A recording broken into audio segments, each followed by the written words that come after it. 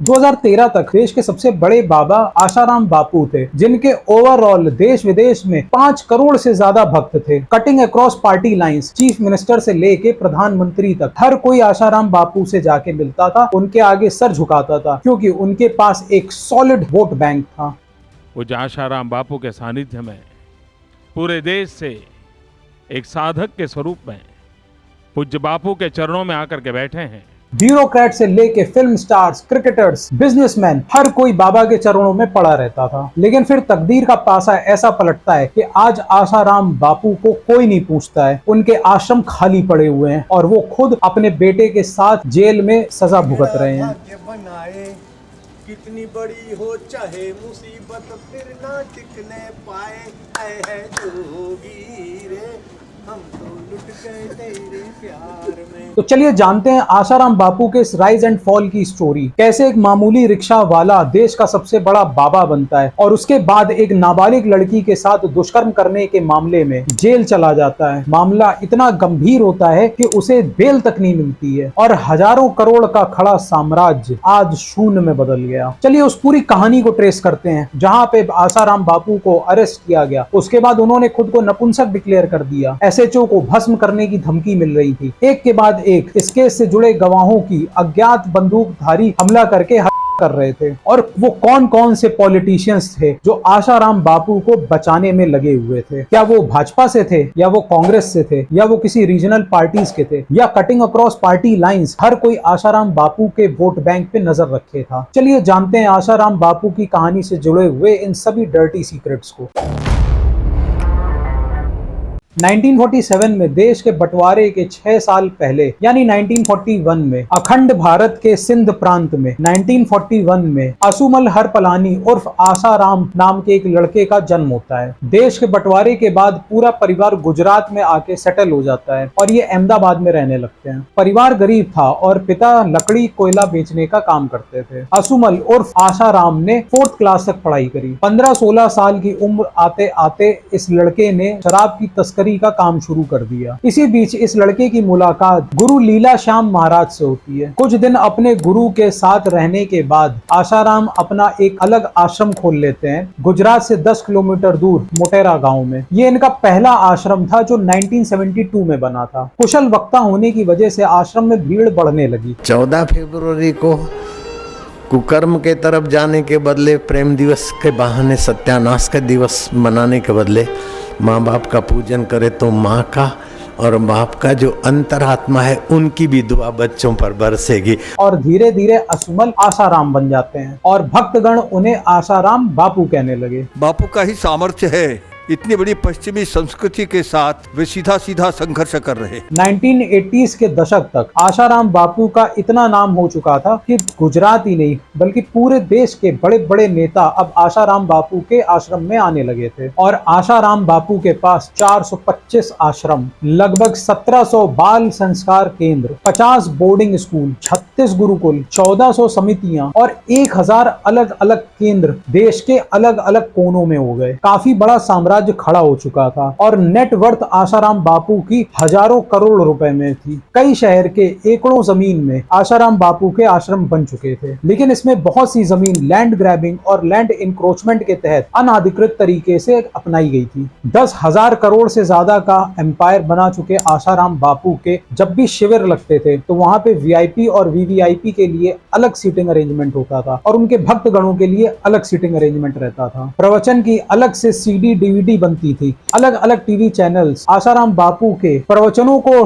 Broadcast करने के लिए राइट्स लेते थे और इनमें आपस में होड़ लगी रहती थी। जो सफर 1972 में एक छोटे से आश्रम से शुरू हुआ था वो 2008 आते आते देश का सबसे अमीर, सबसे प्रॉफिटेबल बिजनेस बन चुका था, जिसकी नेट वर्थ 10,000 करोड़ से ज्यादा हो चुकी थी। लेकिन 2008 वो पहला साल था जब आशाराम बापू नेगेटिव चीजों की वजह से सुर्खियां बटोरते हैं। मोटेरा आश्रम में 2 छोटी बच्चियां 10 और 11 साल की उनकी मृत्यु हो जाती है। पुलिस इन्वेस्टिगेशन में आश्रम में जादू टोना होने की बात की पुष्टि हुई। इनकी लाश आश्रम के पास साबरमती नदी में पाई जाती है। साल 2000 में नरेंद्र दामोदर दास मोदी जब आशाराम बापू के मोटेरा आश्रम में आते हैं तो उन्हें वहां पे एक बहुत ही स्पिरिचुअल एक्सपीरियंस की अनुभूति होती है। लेकिन 8 साल बाद जब नरेंद्र मोदी गुजरात के चीफ मिनिस्टर बन जाते हैं तब वो आशाराम बापू की सभी कंट्रोवर्सी से दूरी बना लेते हैं, क्योंकि आशाराम बापू अब ना सिर्फ एक बाबा बचे थे बल्कि उन्हें एक बहुत बड़ा लैंड ग्रैबर यानी भू माफिया कहा जाने लगा था। और साथ में 2 छोटी बच्चियों के मर्डर का आरोप भी आशाराम बापू पे आ रहा था। उनके आश्रम में जादू टोना होने की खबरें आ रही थी। मोदी सरकार एक कमीशन का गठन करती है headed by justice DK Trivedi. बच्चियों की मौत का इल्जाम एडमिनिस्ट्रेशन में काम कर रहे लोगों के सर पे मढ़ दिया जाता है और आशाराम बापू और उसके बेटे नारायण साई को क्लीन चिट मिल जाती है। कुछ इसी तरीके का प्रकरण मध्य प्रदेश के छिंदवाड़ा डिस्ट्रिक्ट में आता है, जहां आशाराम बापू के गुरुकुल में एक बच्चे रामकृष्ण यादव की संदिग्ध परिस्थितियों में मौत हो जाती है। सूरत आश्रम से फिर एक छोटे बच्चे की मौत की खबर आती है। हर बार ब्लेम एडमिनिस्ट्रेशन पे तो डाला गया, लेकिन आशाराम और उसके बेटे नारायण साई को क्लीन चिट मिलती रही।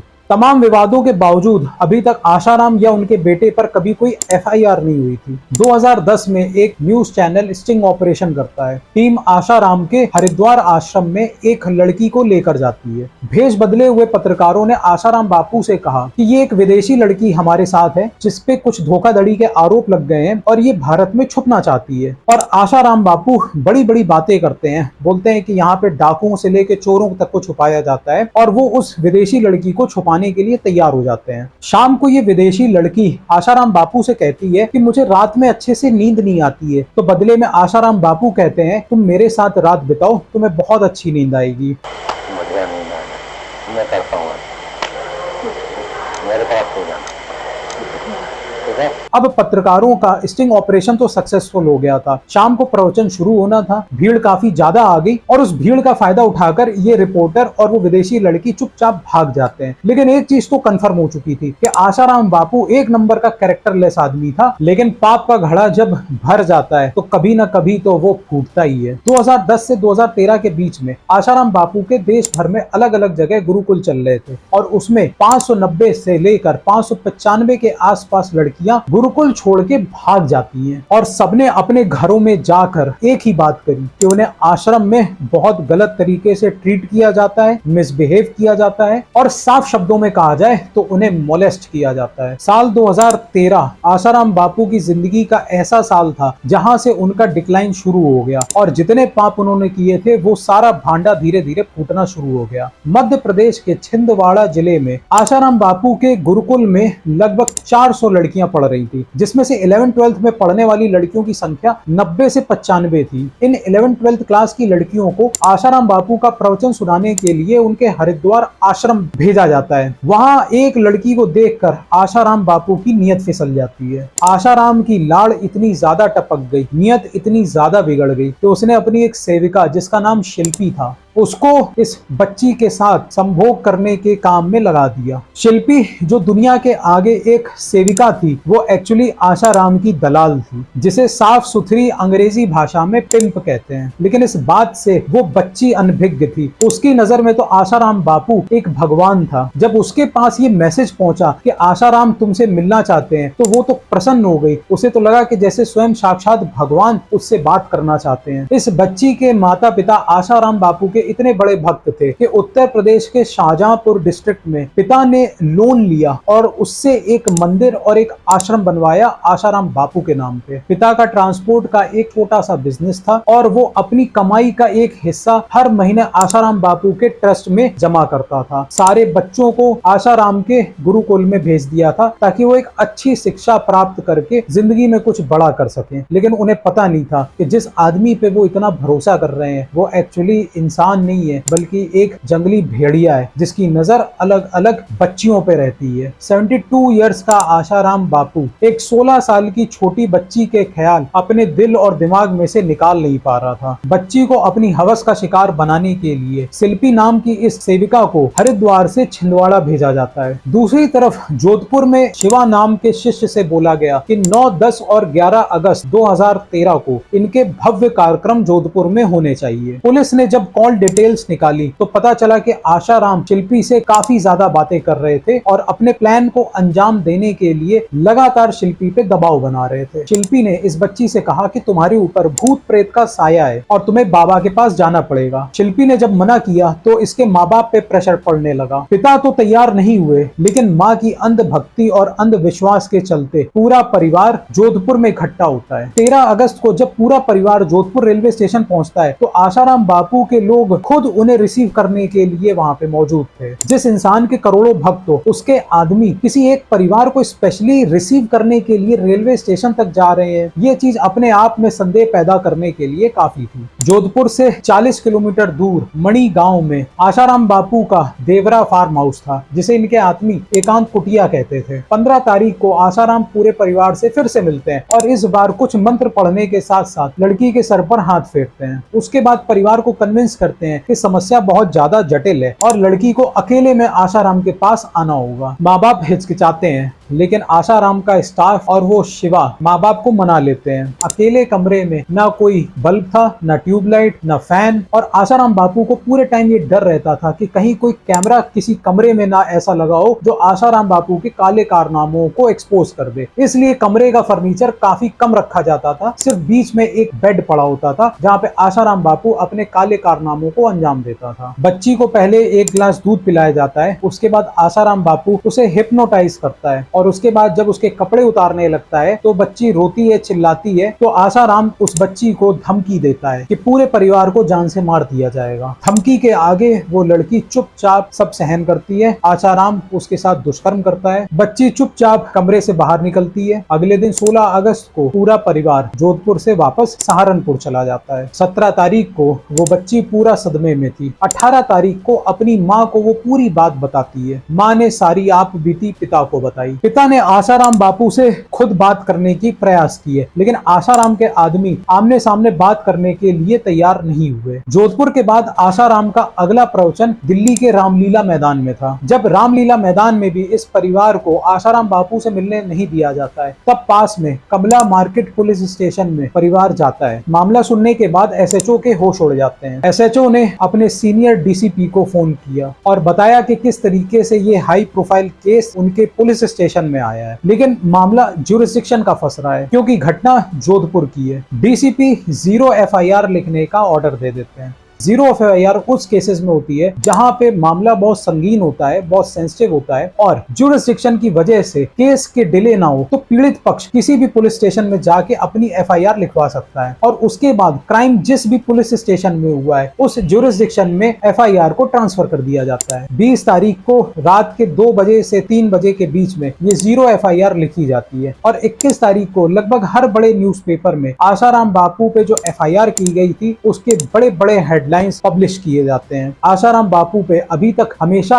एलिगेशन लगे थे, लेकिन पहली बार एफआईआर लिखी गई थी। आशाराम लोगों से, मीडिया से और तमाम भक्त गणों से बचकर कहीं दूर गायब हो गए। इन्वेस्टिगेशन शुरू होता है और उस बच्ची के मजिस्ट्रेट के आगे स्टेटमेंट्स लिए जाते हैं। मेडिकल होता है जहां पे दुष्कर्म की पुष्टि हो जाती है। बहुत दिन तक आशाराम पुलिस के साथ आंख मिचौली करते रहे, लेकिन फाइनली पुलिस ने जब अलग अलग जगहों पे दबिश दी तब मध्य प्रदेश के इंदौर आश्रम में आशाराम पाए जाते हैं। पॉक्सो एक्ट के तहत आशाराम बापू पे प्रोसिक्यूशन शुरू होता है, जिसकी मैक्सिमम सजा लाइफ सेंटेंस है। जोधपुर में एफआईआर लिखे जाने के बाद देश में बहुत सी लड़कियों को हिम्मत मिलती है और सूरत की 2 बहनें आशाराम बापू पे एक और एफआईआर करवाती हैं। बड़ी बहन का कहना था कि 97 से लेके 2006 तक आशाराम बापू ने उसे एक्सप्लॉइट किया। वहीं छोटी बहन का शोषण 2002 से लेके 2006 तक हुआ और इसमें इसका बेटा नारायण साईं भी शामिल था और इस केस के बाद नारायण साईं भी पुलिस कस्टडी में ले लिया जाता है। नवंबर 2013 में नारायण साईं को पुलिस गिरफ्तार कर लेती है। जेल के अंदर आशाराम बापू जेलर से लेके एसएचओ तक सबको धमकी देता था कि वो उसे अपनी दिव्य शक्तियों से भस्म कर देगा और जेल के बाहर आशाराम के फॉलोअर्स कह लें या गुंडे, ये एक एक करके सभी विटनेसेस को मार रहे थे। 2015 में जोधपुर केस में एक की विटनेस था कृपाल सिंह। 2 अज्ञात बाइक सवार इसे जान से मार देते हैं। आशाराम का रसोइया संदिग्ध परिस्थितियों में मरा मिलता है। केस में टोटल 9 की विटनेसेस पे हमले हुए, जिसमें से 2 को जान से हाथ धोना पड़ा। आशाराम के फॉलोअर्स जोधपुर सेशन कोर्ट के जज मनोज कुमार व्यास और जोधपुर पुलिस स्टेशन के